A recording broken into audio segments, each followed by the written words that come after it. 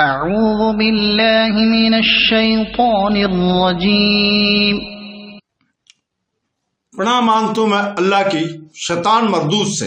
بسم اللہ الرحمن الرحیم۔ شروع کرتا ہوں اللہ کے پاک نام سے جو بہت بڑا مہربان نہایت رحم والا ہے۔ وَإِلَٰهُكُمْ إِلَٰهٌ وَاحِدٌ لا الہ الا هو الرحمن الرحیم۔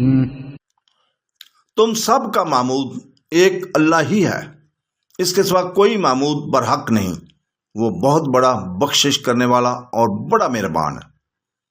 اس آیت میں یعنی الوحیت میں وہ اکیلا ہے، اس کا کوئی شریک نہیں اور نہ اس جیسا کوئی ہے، اور واحد اور احد ہے اور فرد اور صمد ہے، اس کے سوا عبادت کے لائق کوئی نہیں، وہ رحمان اور رحیم ہے۔